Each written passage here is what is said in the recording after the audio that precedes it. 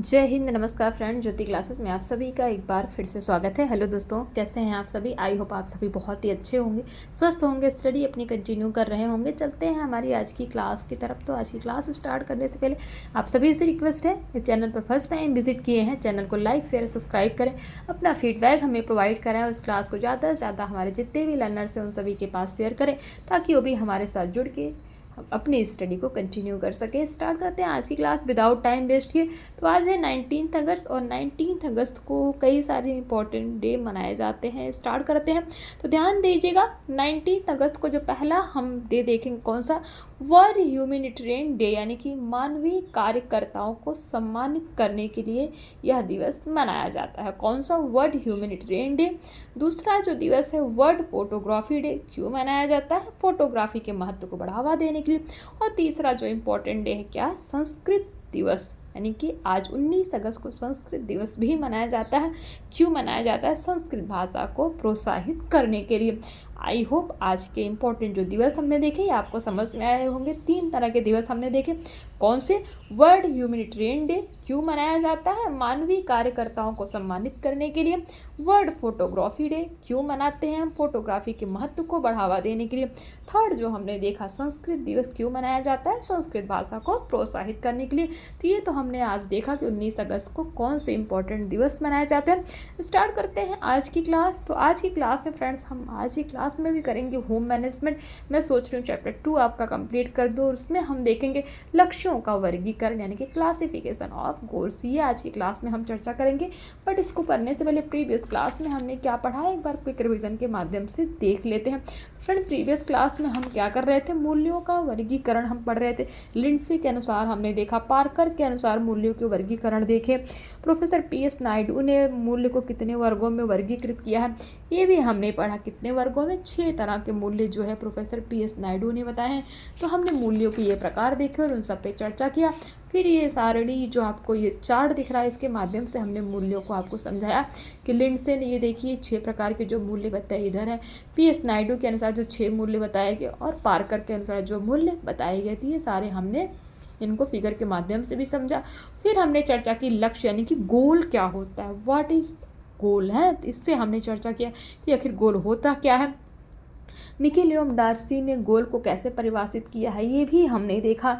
फिर हमने देखा बार्चेस EL के अनुसार कि लक्ष्य क्या है, यानी कि गोल क्या है। ये सारी चीज़ें हमने प्रीवियस क्लास में पढ़ी थी। तो ये सब तो हमने देख लिया कि लक्ष्य क्या होते हैं, लक्ष्यों की डेफिनेशन जिसको आप परिभाषा कह सकते हैं वो भी हमने देख लिया। अब लक्ष्यों का वर्गीकरण देखते हैं, क्लासिफिकेशन ऑफ गोल्स। तो लक्ष्य 3 प्रकार के होते हैं, ध्यान दीजिएगा। अगर आपसे क्वेश्चन बन जाता है, पूछ लिया जाता है कि लक्ष्य कितने प्रकार के होते हैं, तो आपका आंसर क्या होना चाहिए? लक्ष्य 3 प्रकार के होते हैं। कौन से? पहला, तात्कालिक या अल्पकालिक लक्ष्य, जिसको हम क्या बोलते हैं? Intermediate and short terms goals. दूसरा, साधन समाप्ति लक्ष्य, अर्थात मीन्स एंड गोल्स। तीसरा, दीर्घकालिक लक्ष्य, जिसको हम लॉन्ग टर्म गोल्स बोलते हैं। तो 3 तरह के पहले तो आपको लक्ष्य याद होने चाहिए। कौन सा? तात्कालिक या अल्पकालिक लक्ष्य, दूसरा साधन समाप्ति लक्ष्य, तीसरा दीर्घकालिक लक्ष्य है। तो देखते हैं ये लक्ष्य है। तात्कालिक या अल्पकालिक लक्ष्य में कौन कौन से लक्ष्य आ जाएंगे? गृह सज्जा, बर्तन मांजना, वस्त्र धोना आदि। ये कैसे लक्ष्य हो सकते हैं? तात्कालिक लक्ष्य, यानी कि अल्पकालिक लक्ष्य हो सकते हैं।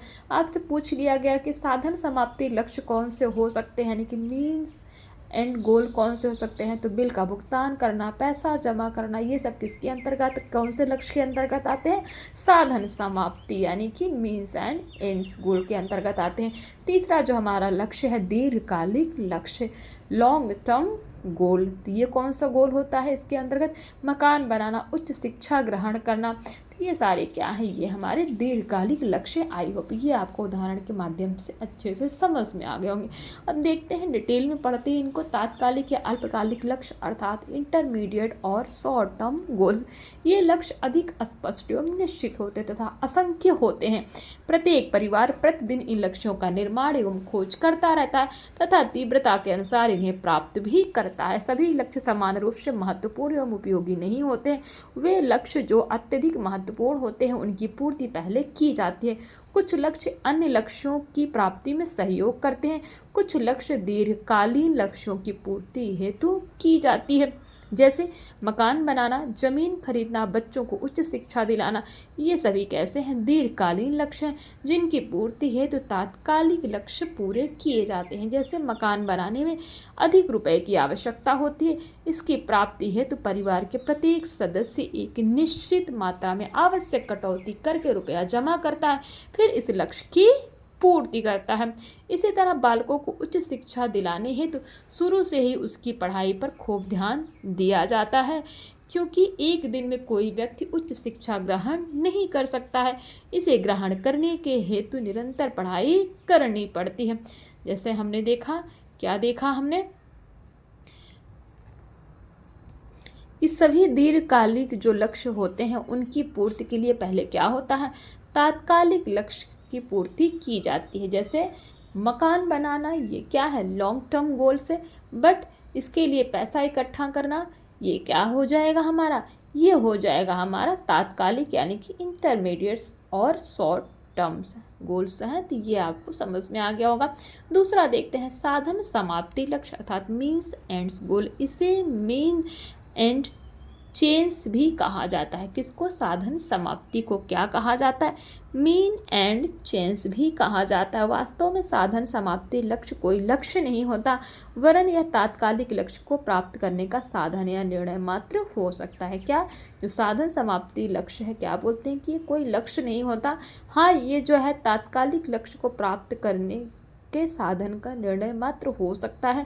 ऐसे लक्ष्यों की पूर्ति स्वतः ही कुछ क्रियाओं के बाद पूर्ण हो जाती है। जैसे बैंक से पैसा निकालने हेतु चेक काटना, बालकों को पढ़ने हेतु किताबें खरीद कर देना, नए सूट सिलवाने हेतु क्या करना? वस्त्र खरीदना, गृह सज्जा हेतु डेकोरेटिव आइटम खरीद कर लाना आदि है। तो ये हमने देखा क्या? साधन समाप्ति लक्ष्य। तीसरा है दीर्घकालिक लक्ष्य यानी कि लॉन्ग टर्म गोल्स। वे लक्ष्य जिन्हें प्राप्त करने में अधिक समय लगता है दीर्घकालिक लक्ष्य कहलाते हैं। कुछ लक्ष्यों को प्राप्त करने के लिए महीनों एवं सालों लग जाते हैं तथा कुछ लक्ष्यों की प्राप्ति हेतु मानव का संपूर्ण जीवन काल भी कम नजर आता है। ये अधिक अस्थायी होते हैं। इनकी प्राप्ति हेतु व्यक्ति या परिवार जीवन प्रयत्न कठिन परिश्रम करता है। जैसे बांध का निर्माण, किला का निर्माण, भवन निर्माण, उच्च शिक्षा प्राप्त करना आदि। यद्यपि प्रत्येक व्यक्ति एवं परिवार के दीर्घकालिक लक्ष्य भिन्न भिन्न होते हैं।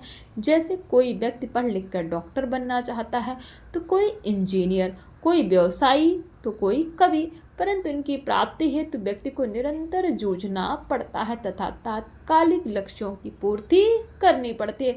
परंतु कुछ दीर्घकालिक लक्ष्य ऐसे भी हैं जिन्हें प्रत्येक परिवार पाने की चेष्टा करता है। ये कौन से लक्ष्य हैं? पहला, स्वयं का आरामदायक एवं स्वास्थ्यवर्धक आवास जिसमें परिवार के सभी सदस्यों की आवश्यकताओं की पूर्ति हो सके, यानी कि ये क्या है? ये दीर्घकालिक लक्ष्य है और ये सभी को इस लक्ष्य की आवश्यकता होती है और हर कोई व्यक्ति इस लक्ष्य की पूर्ति करना चाहता है। दूसरा, स्वयं का वाहन यानी कि जो हमारा गाड़ी हो गया, मोटरसाइकिल हो गया, ये हमारे क्या है? स्वयं के वाहन।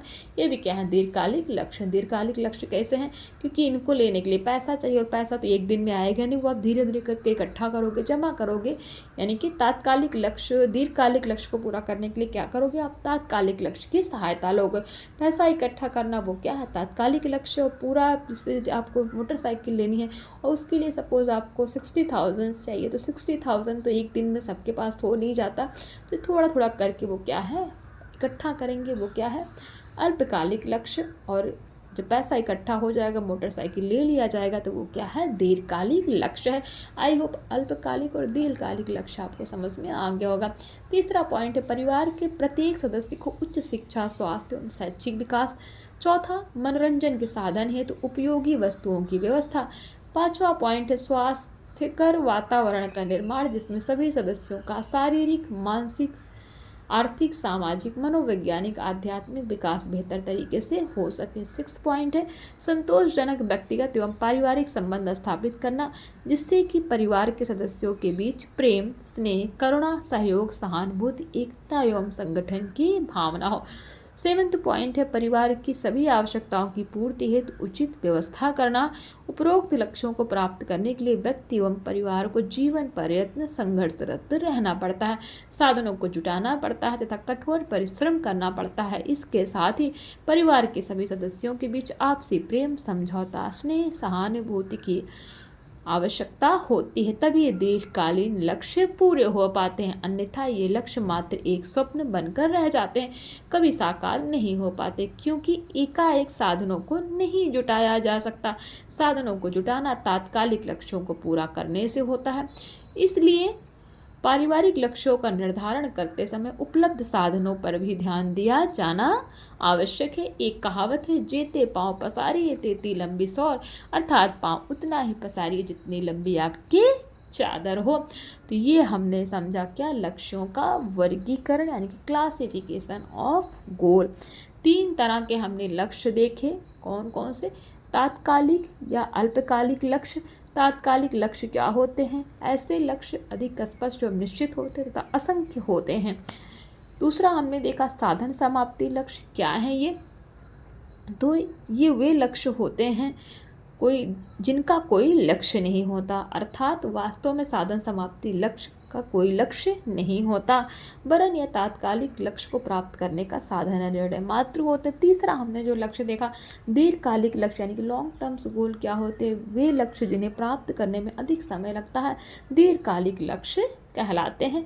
आई होप ये तीनों तरह के लक्ष्य आपको समझ में आ गया होगा। तो ये किया हमने फ्रेंड्स आज की क्लास में। आज की क्लास में हमने देखा लक्ष्यों के प्रकार। आई होप ये आपको समझ में आया होगा। जो भी हमने पढ़ा थोड़ा ही पढ़ेंगे, बट कहीं पे भी कोई डाउट है तो आप कमेंट करिए, पूछिए, आपकी हर एक क्यूरी सॉल्व की जाएगी। नेक्स्ट क्लास में फ्रेंड्स हम चर्चा करेंगे लक्ष्य की विशेषताएं यानी कि कैरेक्टरिस्टिक्स ऑफ गोल पे।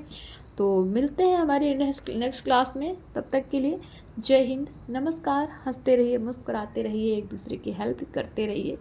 धन्यवाद।